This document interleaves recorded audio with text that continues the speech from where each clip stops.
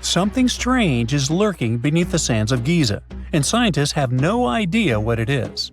Archaeologists just found a hidden structure near the Great Pyramid using advanced ground scanning technology. What's inside?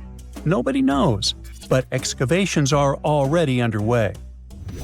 The Great Pyramid of Giza is one of the most famous monuments on Earth, but it doesn't stand alone. It's surrounded by an ancient necropolis, a massive royal graveyard filled with tombs and monuments. They belong to pharaohs, nobles, and other high-ranking officials. Most of these tombs are above the ground. They're called mastabas, rectangular, flat-roofed tombs built from limestone or mud brick, and they've been studied for decades. But from old movies, we know that these weren't simple graves. They have deep vertical shafts leading to underground burial chambers, where the past was sealed away for eternity. And recently, archaeologists found one curious empty space in the cemetery, a completely unexplored patch of ground. No mastabas, no visible ruins, nada. For years they ignored it, but between 2021 and 2023, they decided to investigate. They didn't dig though. Instead, they used a technology that kind of acts like X-rays for the ground. These radars let scientists see the secrets hidden there. And there was something hidden beneath the sand, something deliberately buried and forgotten. A two-part underground structure. One part was shallow and L-shaped. It's about 33 feet long and buried just 6.5 feet deep. But below that, a deeper, more mysterious anomaly, a structure completely different from anything else in the area. They called it a highly resistive anomaly, which means it's dense and solid, likely made of stone, sand, or even metal. And still, no one has a clue what's inside it. Now, it's clear that humans made the L shape. It wasn't formed by nature. And the shallower structure might have been an entrance to whatever is hidden below. But they only have some theories about what might be hidden there. It's also filled with sand and gravel. It was probably deliberately backfilled after its construction, perhaps to preserve this. Why? Well, we don't know yet. The archaeological team will need to excavate to understand what exactly this thing was and why it was built. The first guess is a lost burial chamber. Many tombs in Giza have underground burial sites, but most have clear surface markers. This one, for some reason, has nothing, but it could be one of them. The second guess is an ancient offering chapel. Egyptologists know that some chapels were built in this shape, but usually they were above ground, not buried like this. And finally, it might be something we've never seen before. If this turns out to be a new type of structure, it could rewrite what we know about the burials of pharaohs. The only way to know for sure is to dig it up. And that's exactly what's happening right now. Excavations are already underway. Archaeologists are racing against time to uncover the truth. But there's a real danger there too. Giza's fragile ancient structures need to be handled carefully. Otherwise, they could be damaged beyond repair. So all we can do is wait for the truth. Now, these tombs always held fascinating mysteries. Unfortunately, we'll never learn tons of these mysteries because of some relentless tomb robbers. Egyptian tombs were built to guard the bodies for eternity. But that absolutely didn't stop people from breaking in and stealing everything valuable inside. They've been bothering these ancient sites for thousands of years, starting way back in Pharaoh's times. Many of the most famous tombs, including those in Giza, Saqqara, and the Valley of the Kings, were looted. It was a common practice in ancient Egypt. And they were serious about this whole thing. They dug secret tunnels to bypass traps and walls, bribed or threatened tomb workers to get inside knowledge, cracked open sarcophagi to grab gold, jewelry, and artifacts. And by the time modern archaeologists got to most of these tombs, they had already been picked clean. The reigning pharaohs got tired of this infuriating nonsense. The Valley of the Kings, the famous burial ground of Egyptian royalty, was supposed to be the ultimate safe zone. Tombs were built deep underground, hidden in the desert. Passages were sealed with giant stone blocks. False doors and traps were added to confuse thieves. Even curses were written on the walls, warnings of horrible endings for anyone who dared to disturb the tomb. which is exactly where we got all those horror stories about mummies from. Spoiler alert, none of it worked. Most tombs in the Valley of the Kings were fully robbed within 100 years of being sealed. Even King Tutankhamun's tomb, one of the most famous in history, was broken into twice in ancient times. Some of them decided to try and fight back. The New Kingdom rulers built hidden unmarked tombs in a way that should have prevented the looters from finding them, but didn't work. Some pharaohs, like Ramses II, were moved in secret to prevent their bodies from being stolen. Nope, didn't matter. The grave robbers always won. That's because tomb raiders weren't just random thieves. They were skilled, organized, and well-connected. They knew exactly where to look. Many were the ones who had built these sites in the first place, and they knew where the entrances were. If they couldn't smash through the doors, they'd dig through the walls, floors, and even ceilings to break inside. They also worked fast, often within a few years after the tombs were sealed, before anyone forgot where the valuable stuff was. The Khufu's pyramid, the one that's next to this newly discovered structure, was looted long before modern times. The one thing left inside when explorers got there? An empty granite box where the sarcophagus used to be. Unfortunately, it's not just about gold. History itself gets stolen during these raids. Ancient Egyptians wrote detailed records of what exactly and where they buried. So when archaeologists compare these lists to what's found, they can see what's missing, which is often everything valuable. Most artifacts don't end up in museums. They just disappear into private collections, where they can never be studied again. Which is, of course, completely unfair. In fact, a few countries have had enough and started passing laws to take historical artifacts back from private collectors. In Italy, if you own an ancient Roman artifact, you must prove you got it legally. China is actively hunting down stolen artifacts, and they must find ways to retrieve it back from the Western collectors. In Egypt, they passed new laws making it illegal for private citizens to own any ancient Egyptian artifacts at all.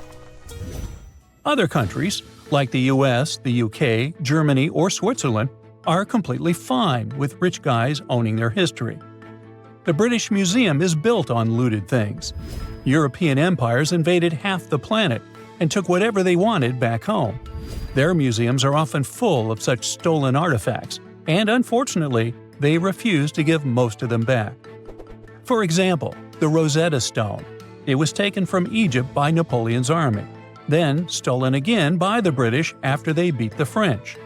Egypt has been demanding to return for years, but they still can't get it back. Or the Parthenon marbles. These magnificent massive Greek structures were taken from the Parthenon in Athens by a British lord in the 19th century.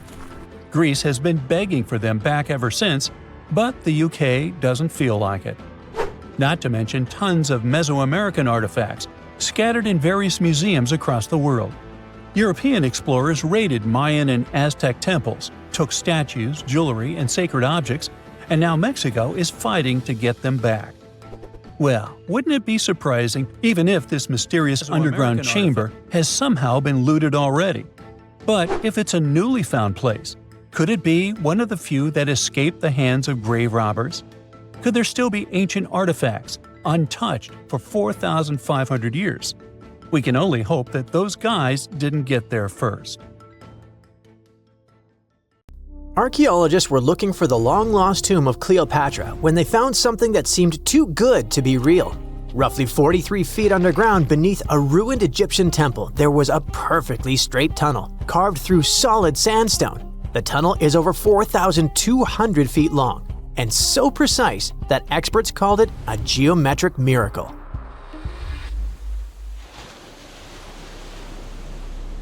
The tunnel sits beneath an ancient city west of Alexandria, near Egypt's Mediterranean coast. The team that found it carefully peeled back layers of stone and debris until they hit this passage, about 6.5 feet tall, cut cleanly into bedrock. There were no collapse marks or wandering curves, just precision. If you've ever tried to drill a straight hole into a wall at home and failed within seconds, imagine doing this underground for nearly a mile. Ancient builders had no GPS, no lasers, no modern surveying tools. Yet, this tunnel stays remarkably level over its entire length. That means they understood gradients, angles, and distance in a way that goes far beyond stack stones and hope.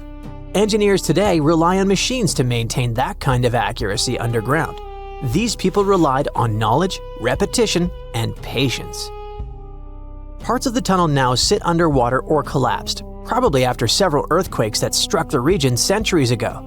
Some experts think the tunnel may have once connected the temple to water sources or ritual areas closer to the sea. Archaeologists noticed that the Egyptian tunnel is an exact replica of the Eupalinos tunnel in Greece. It's believed to be one of the most important engineering achievements of antiquity, which only makes the Egyptian tunnel more special. Underground passages in ancient Greece linked temples to sacred springs. Back in ancient times, people moved through space in specific ways, underground and above, to reenact myths and journeys of gods. A tunnel like this could represent a path to the underworld, rebirth, or divine transition. Nobody would invest this much effort in construction just for decoration. Plus, in earlier digs at the site, archaeologists pulled up all kinds of artifacts, including coins with the names and faces of Cleopatra VII and Alexander the Great. They also found figurines, statues of deities, a mummy with a gold tongue, and even an entire cemetery packed with Greco-Roman style mummies. The perfect geometric tunnel isn't an isolated flex. Not far away, underwater archaeologists off the coast of Alexandria uncovered something that sounds like it belongs in a royal travel documentary. A 2,000-year-old pleasure boat that once glided along the Nile. And this wasn't just another fishing vessel or cargo barge. It likely stretched over 115 feet long and 23 feet wide, and had a decorated cabin, plus around 20 rowers, which turned the river into a moving palace. This isn't speculation pulled out of thin air. An ancient Greek geographer named Strabo wrote about these exact boats around the 1st century BCE. He described lavish vessels used by royalty during festivals and ceremonial outings in Alexandria. For years, historians treated that as a poetic exaggeration. Then, this wreck surfaced, and suddenly, Strabo sounded less like a storyteller and more like a witness. Even ancient art backs it up. The Palestrina mosaic from Italy shows richly decorated boats floating down the Nile. They match both the texts and the physical evidence almost perfectly. Inside the wreck, archaeologists found something small but incredibly human. Graffiti scratched into the wood in Greek. Just writing left behind by someone who stood on that deck 2,000 years ago. Researchers haven't fully decoded the text yet, but its existence alone matters. It tells us this wasn't just a floating symbol of power. People lived on it. It was sort of like a modern luxurious yacht, and the Nile was like a highway. All types of vessels with passengers were moving back and forth, visiting friends, carrying their goods for trade, doing business, and, of course, going on pleasure cruises. The location of the pleasure boat makes the story even better. The boat sat near the temple of Isis on Antirodos, an island that once hosted royal and religious buildings before earthquakes and rising seas erased it from the surface. That temple collapsed around 50 CE, and researchers believe the boat may have sunk during the same disaster. Another recent find that has to do with life on the Nile is the lower part of the massive worship complex about 10 miles southwest of Cairo. It connects directly to an upper temple dedicated to Ra, the Egyptian deity of the sun. The newly excavated part is a 4,500-year-old valley temple. The upper temple sits on higher ground, and archaeologists excavated it years ago. The valley temple is closer to the Nile, and it's connected to the upper part by a causeway. A German Egyptologist actually started excavating part of the temple back in 1901, but the groundwater sat much higher then, and he had to stop. Now, the groundwater level is lower, and a modern team has managed to excavate about half of the valley temple since 2024. Once they got in, archaeologists uncovered the remains of a columned entrance portico. Then they found blocks carved with a calendar of religious events, almost like an ancient public schedule. The text includes feasts for Saqqara, a falcon-headed deity linked to Memphis, which was a major capital during the Old Kingdom, plus the Festival of Min, a fertility deity, and even the Procession of Ra. The calendar blocks all showed up around the entrance portico area, which most definitely means that the outside facade of the temple displayed this long feast calendar publicly. That's why archaeologists think this might be one of the earliest examples of a true public calendar ever found. A literal event list for an entire community, built into the architecture. On top of that, the team found dozens of decorated blocks covered in inscriptions that named a pharaoh who ruled around 2420 to 2389 BCE and had the temple built. This temple shows how people moved through ancient Egypt. Because the upper temple handled the main worship, but the valley temple made the whole place accessible. It acted like the landing area for boats coming in, either directly from the Nile or more likely from one of its side channels. So instead of hiking across desert terrain, visitors could arrive by water, step onto the temple's landing stage, enter through the valley temple, then head up the causeway ramp toward the upper temple on the hill. After about a century of use, researchers found that the Valley Temple had been repurposed into a residential area. And the best part is, what they found from that era: 2 wooden pieces used for playing Senet, an ancient board game. Senet shows up at other Egyptian sites too, including King Tutankhamun's tomb, but nobody fully agrees on the rules today. Some discoveries in Egypt create new mysteries instead of solving the old ones. Earlier in 2025, archaeologists announced the discovery of the first pharaoh's burial found in or near the Valley of Kings since King Tut's tomb in 1922.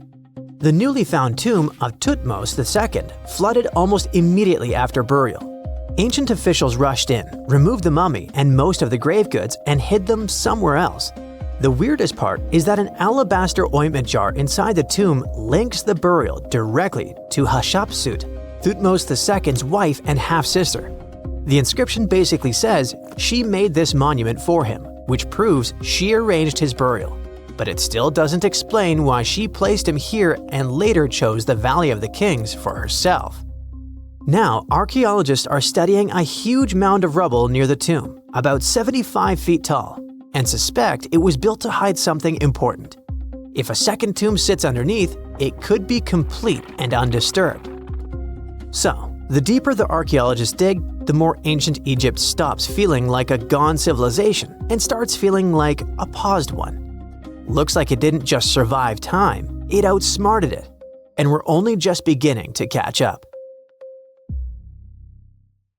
Hey, I bet you didn't know that trees used to grow in the middle of Egypt's barren, sun-roasted Sinai desert. It's true. If you can't picture it, I don't blame you. But archaeologists have recently stumbled upon a tree-lined boulevard. Yep, an actual green avenue leading to a massive ancient fortress. No, this isn't some mirage or an overactive imagination, although I do have one. But it's turning our ideas of ancient Egyptian desert life upside down. Let's rewind a bit. The site in question is called Tel Abu Saifi, located in the northern part of the Sinai Peninsula. For a long time, it was known as a dusty archaeological footnote, the home of ruins from the Ptolemaic and Roman periods. You know, the era after Alexander the Great swaggered through Egypt and the Roman Empire called dibs. But recently, Egypt's Ministry of Tourism and Antiquities decided to give it a fresh dig. And what they found out turned to be more than just a forgotten outpost. We're talking about a full-on military fortress with defensive trenches, paved roads, lime kilns, barracks for soldiers, and even room for their families.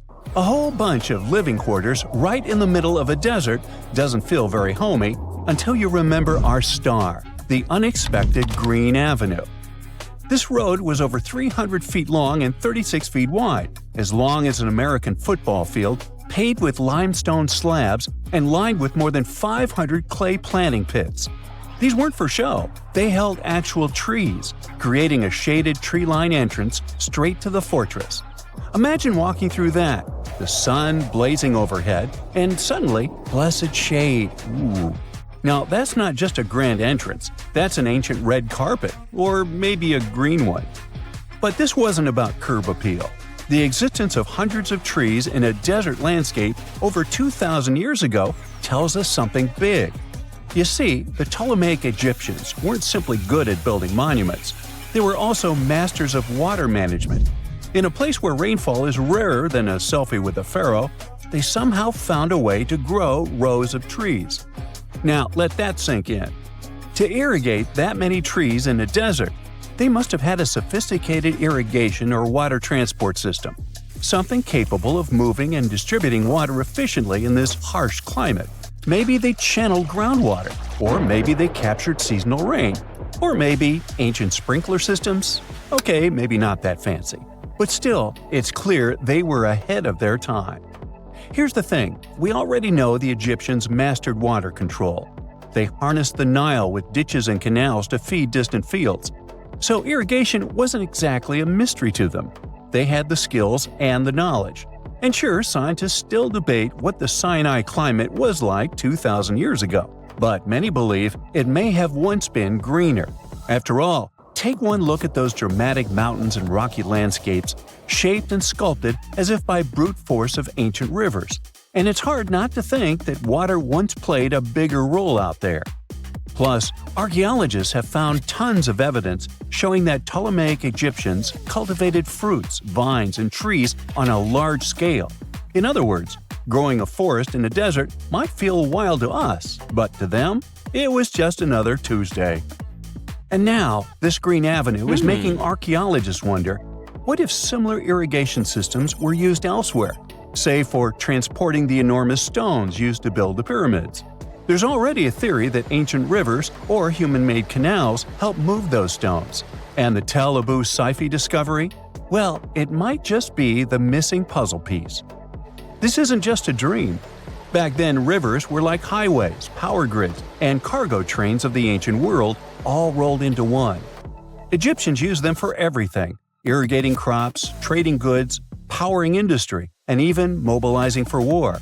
If you were doing something important, odds are it involved a river. But wait, it gets even better. Excavations revealed deep defensive trenches, like ancient moats, dug more than 6 feet deep around the fortress. Those weren't just muddy ditches. They were part of an elaborate defense system designed to be filled or bridged to control access. Think of it as ancient Egypt's version of a retractable security gate, minus the hydraulics. And while the trenches were keeping intruders out, life inside the fortress was bustling. Remember how we said archaeologists had found military housing units? It turns out soldiers might have lived there with their families. So this wasn't just a barracks. It was a thriving community, with meals, routines, kids playing, and probably a whole lot of ancient gossip flying around the dinner table. In addition to all the military stuff, researchers found 4 massive lime kilns used to produce quicklime, an essential ingredient for making construction mortar. These kilns are a big deal because they suggest that during the later Roman period, Tel Abu Saifi turned into an industrial hub. It was like the Home Depot of ancient Egypt, churning out materials to build and repair buildings. But here's where the plot thickens. Underneath all of this, beneath the roads, the trenches, the kilns, archaeologists found the corners of an even older structure, a mystery building. Could it be the remains of a third, much older fortress? Or an ancient cemetery or lost city? Nobody knows yet, but one thing's clear, this story isn't over. Honestly, this might be the coolest archaeological cliffhanger of the decade. So, what does this all mean? Well, for starters, it challenges everything we assumed about desert life in ancient Egypt. For the longest time, deserts were thought of as natural barriers, dry, deadly, and empty. But this find suggests that the desert might have once been green and full of life, not because the climate was dramatically different, but because the Egyptians were incredibly good at bending the environment to their will. They didn't just survive in the desert, they transformed it. It also adds fuel to the fire in the age-old debate about ancient Egyptian tech. If they could build a fortress with tree-lined roads, moats, irrigation, and industry in the middle of the Sinai, is it really such a stretch to imagine they could engineer water channels to move pyramid stones?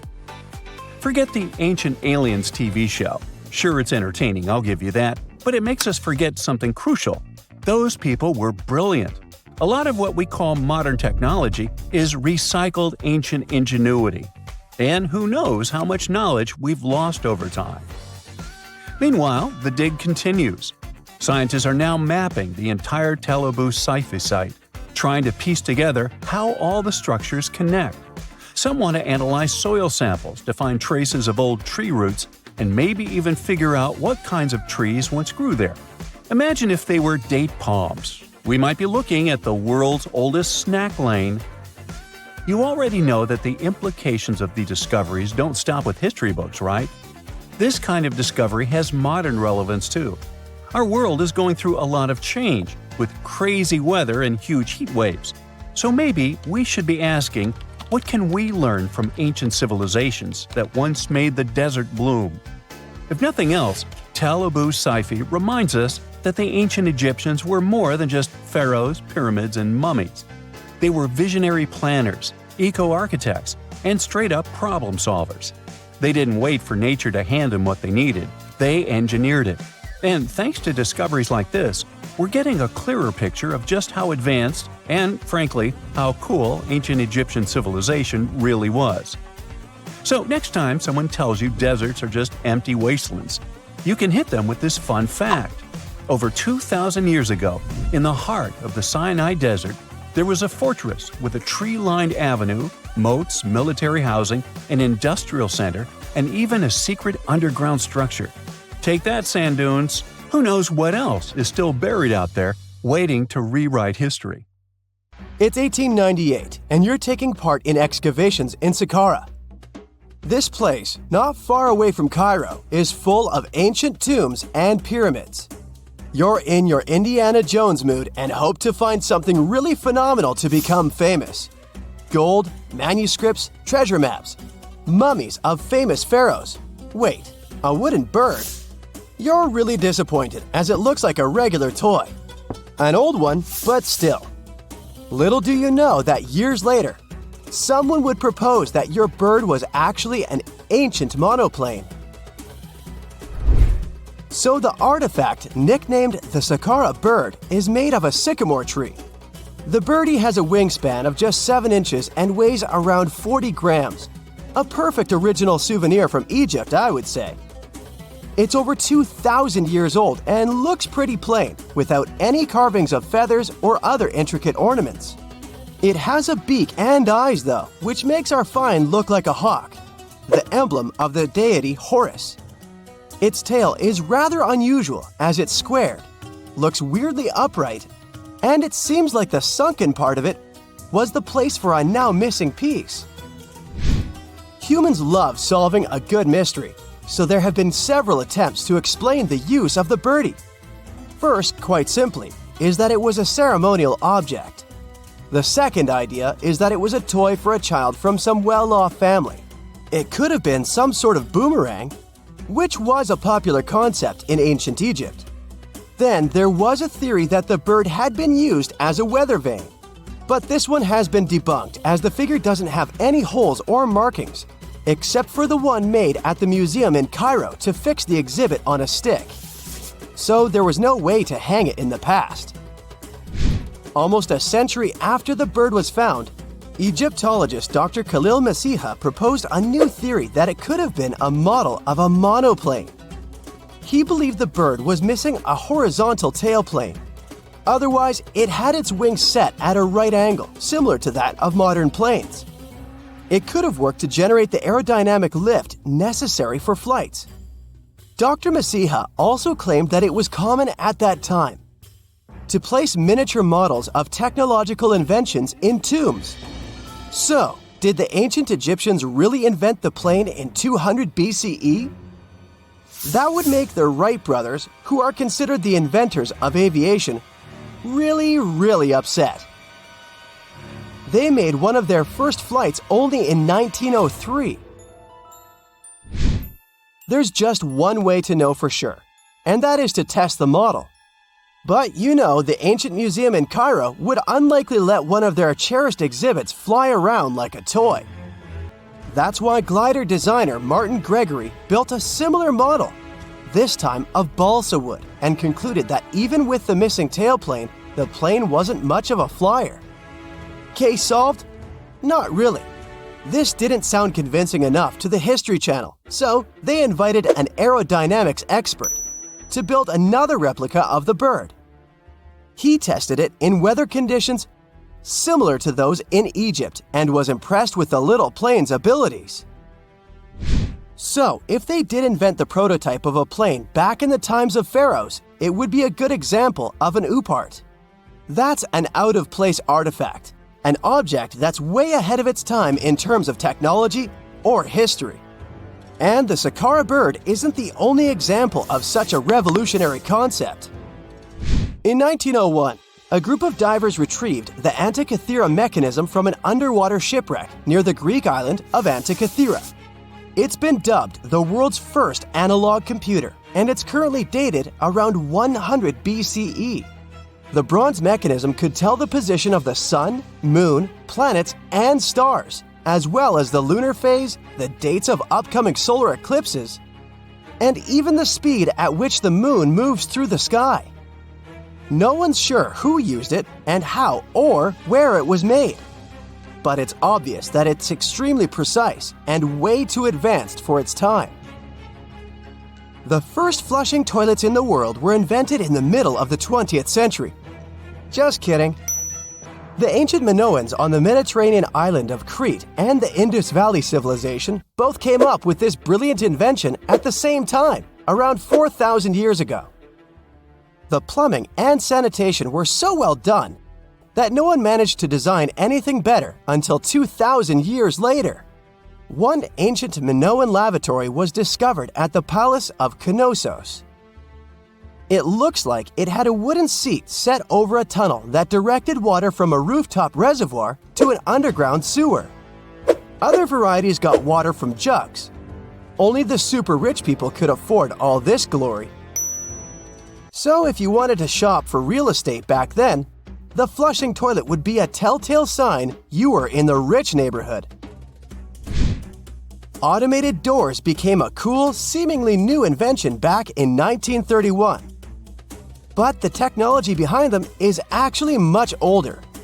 Think the 1st century CE old. Mathematician and engineer Heron of Alexandria came up with a hydraulic system to open and close temple doors. To bring it into action, you need to light a fire to produce heat. There was a brass pot under the fire, half filled with water. The inventor connected the brass pot to containers that acted as weights. When the fire was burning, the water moved into the containers. They went down and pulled the ropes. It was nothing like a supermarket door that opens in front of you before you even have time to think. Heron's door took hours to open, and there was no way to stop the process. That's why they only opened the doors once a day before people entered the temple, to add some mysticism at the temple during ceremonies. Spooky. Looks like the first ever battery was invented in Baghdad around 2,000 years ago. A German archaeologist found this oval-shaped clay jar in 1938. Scientists are still not sure what purpose it served and who exactly invented it. There is a theory that it was used for electroplating objects with precious metals.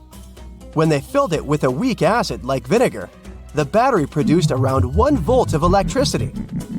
Another theory says it was a vessel for sacred scrolls. Would you like to buy contact lenses designed by Leonardo da Vinci himself? In 1508, he invented a glass lens with a funnel on one side. You were supposed to wear it with water inside to improve your vision. Sounds a bit uncomfortable, doesn't it? So, around a century later, French scientist René Descartes decided to improve the idea and make the cornea contact the future lenses. Contacts because they contact your eyes, get it? The glass tube with liquid did help improve vision, but blinking was sadly impossible. 2.5 centuries later, new technologies in the glass industry let scientists design contacts that would fit in the eye and even let the wearer blink. Thanks, guys! Still, those lenses were made of heavy blown glass and didn't let the eye breathe. About 50 years later, contacts became plastic, lightweight, unbreakable, and scratch-resistant, but still covering the entire eye. And then, in 1948, an English optical technician accidentally sanded down a plastic lens and figured out they'd still be in place even if they covered only the cornea. Imagine you're living in 19th century London and need to send a message to New York. It would have taken about 10 days to get there by ship. So when delivery time went from days to hours in 1858, it was a true sensation. The first message was sent by Queen Victoria herself. It was all made possible thanks to the transatlantic telegraph cable, running under the ocean. Sadly, the new cool invention only lasted a few weeks. It took years to bring it back to life. When you hear the word mummy, you might get a chill down your spine. That's because most of us associate this word with those creepy characters we've seen in some scary movies. But in reality, mummies have helped us understand a lot about ancient civilizations, their rulers, and about how people used to deal with losing their loved ones. The people most famous worldwide for their mummies are the ancient Egyptians. They believed that some sort of existence after passing away was possible, if certain conditions were met. That's why they insisted on preserving the human body through the process of mummification and placing the mummy in a furnished tomb, kind of like giving it a fully functioning apartment of its own. Why did they believe in this? Well, because they were deeply connected to their natural environment for the most part. They saw the natural cycles around them, like how the sun rose every day, followed by the moon, or how new life was always sprouting from plants, even after they had wilted away. They also believed that the powerful spirit Osiris, who represented the cycle of passing away and resurrection, played a role in this process. To prepare for the afterlife, the ancient Egyptians followed certain rituals, like mummification, which involved using materials like honey, resins, and incense to preserve the body. There's no other mummy more popular than that of King Tut. He was a young pharaoh who ruled over 3,000 years ago in Egypt. The problem with discovering ancient royal tombs is that most of such burial sites were previously robbed.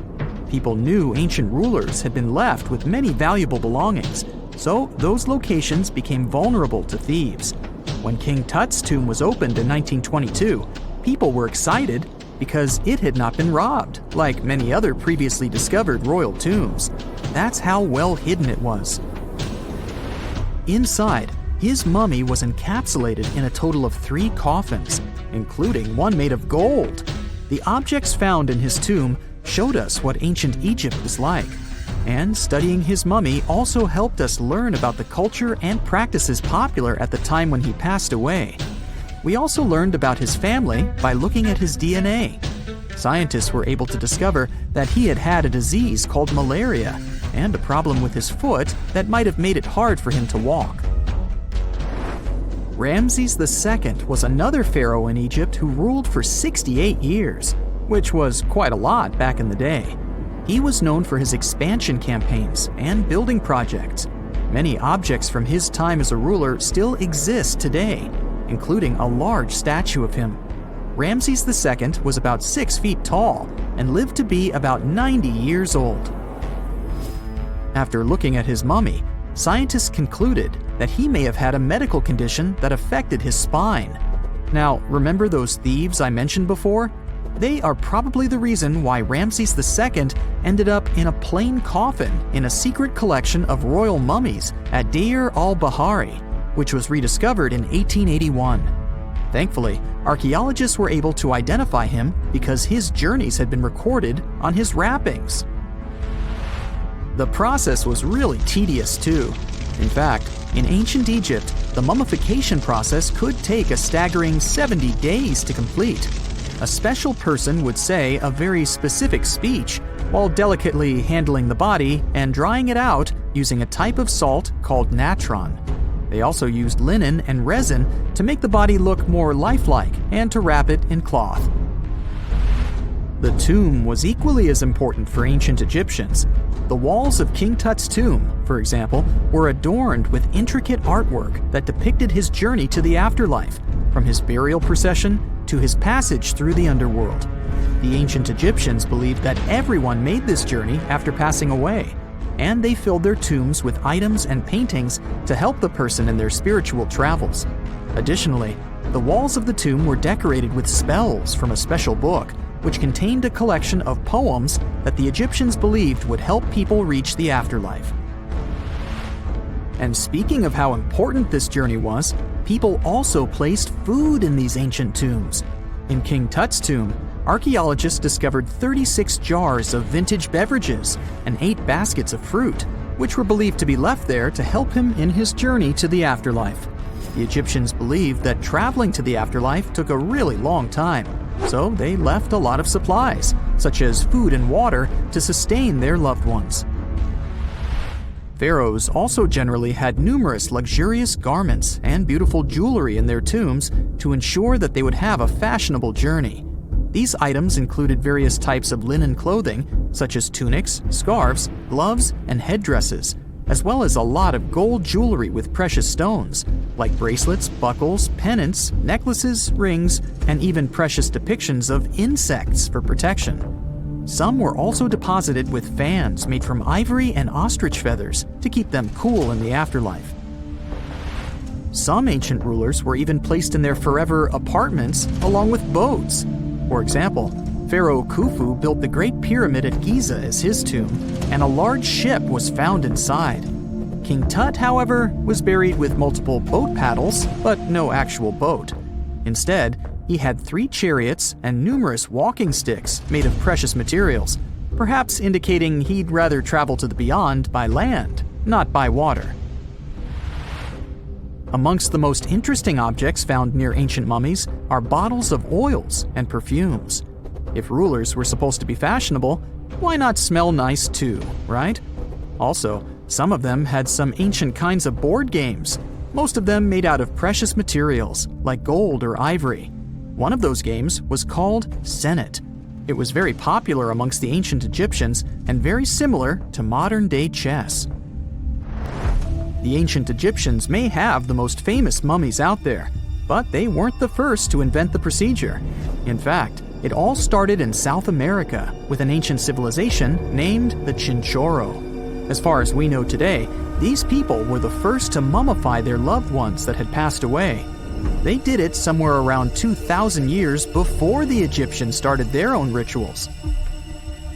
Sure, we can tell a lot about ancient rulers by studying these mummies, but until recently, we had no idea what they really looked like during their lifetime. Not so long ago, though, some very special mummy paintings were found by archaeologists studying ancient Egyptian objects. These mummy portraits are highly detailed paintings of individuals that were made while they were still alive. Such paintings were often painted on wood, as opposed to the classical portraits we all know about, which are painted on canvas. They are known for their realism and beauty, and have even been used by researchers to diagnose diseases by comparing them to the corresponding mummies. Some of these portraits also include depictions of jewelry, which was later found on the mummies. The recent discovery of these mummy portraits in Central Egypt is significant, as it marks the first time in over a century that such paintings have been found. Mummies appeared all around the world naturally, too. Mummification can occur without people intervening because of natural conditions, like extremely cold or hot environments, places with a lack of oxygen, or accidental exposure to chemicals that preserve the body. These conditions don't allow bacteria to grow, resulting in the body remaining more or less intact. Famous Otzi was one of these mummies. We know today he was a man who lived around 5,000 years ago in Europe. But upon his discovery in the Alps in 1991, Austrian authorities initially believed that he was a modern mountaineer because of how well preserved the body was. However, after the Iceman was removed from the glacier, it was determined that he was actually from the Copper Age.